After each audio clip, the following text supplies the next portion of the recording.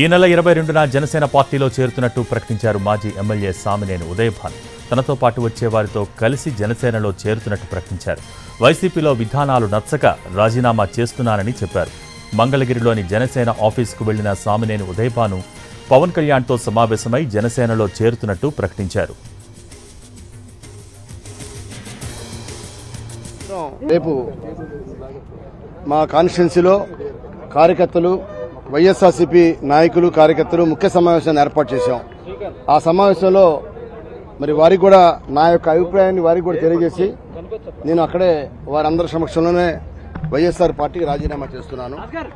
ఆ తర్వాత 22వ తారీఖున సాయంత్రం ఇక్కడ పవన్ కళ్యాణ్ గారి సమక్షంలో అందరం కూడా జాయిన్ అవుతున్నాం. ఇక్కడ మరి ఆ పార్టీలో మనం ఉంటే ఎవరికి ఎటువంటి సహాయాన్ని చేయలేకపోతున్నాం, ప్రజలకి ఏమాత్రం కూడా ఉపయోగపడలేకపోతున్నాం, నియోజకవర్గ అభివృద్ధిని కూడా మేము ఎక్కడ చేయలేకపోతున్నాం.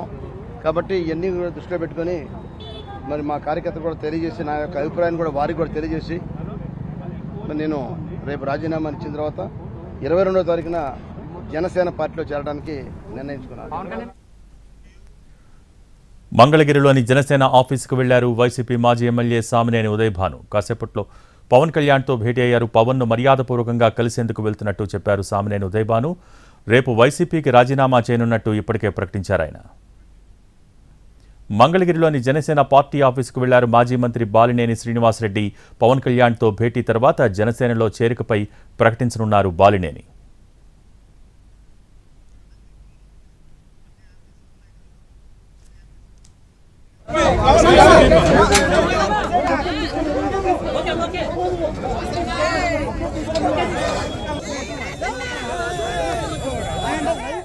దీనికి సంబంధించి మరిన్ని అప్డేట్స్ మా ప్రతినిధి సురేష్ లైవ్ ద్వారా అందించడానికి సిద్ధంగా ఉన్నారు. సురేష్, జనసేనలో చేరికలకు సంబంధించి లైవ్ అప్డేట్స్ ఏంటి?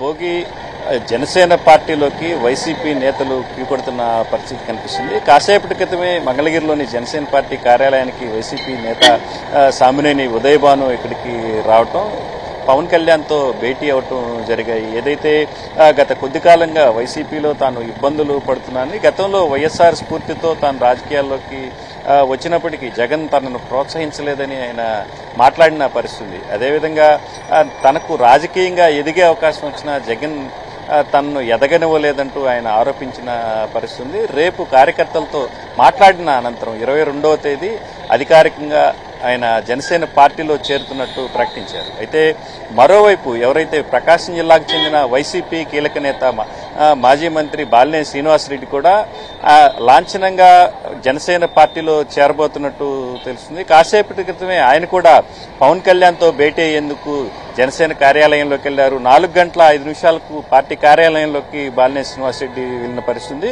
ఏదైతే నిన్న బాలినేని శ్రీనివాసరెడ్డి దాదాపు నిన్న సాయంత్రం సమయంలో వైఎస్ఆర్ పార్టీకి రాజీనామా చేస్తున్నట్టు తన రాజీనామా లేఖను ఆయన పార్టీ అధినేత జగన్ కు పంపించారు.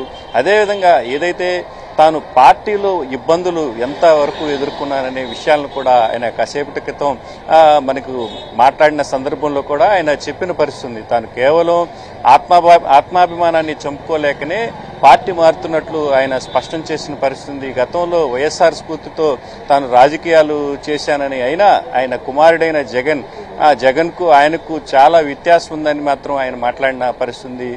వైఎస్ఆర్ స్ఫూర్తితో ఆయన కుటుంబ సభ్యుడిగా రాజకీయాలు చేసిన తాను తన మంత్రి పదవిని కూడా పూర్తిగా త్యాగం చేసిన పరిస్థితి రాదు.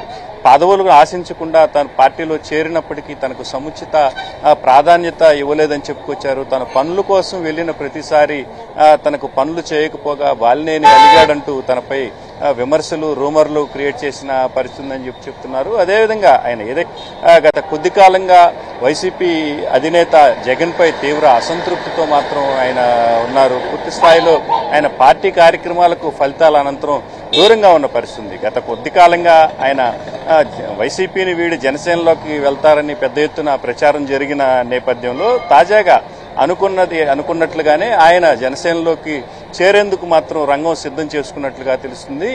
రాజీనామా చేసిన విజయవాడకు బయలుదేరి వచ్చిన ఆయన రాత్రి నుంచి పవన్ కళ్యాణ్ కలిసేందుకు విజయవాడ నోవాటెల్లో ఉన్న పరిస్థితి. అయితే ఉదయం పరిస్థితులు ఉన్న కారణంగా ఆయన కలిసే కార్యక్రమం సాయంత్రానికి వాయిదా పడింది.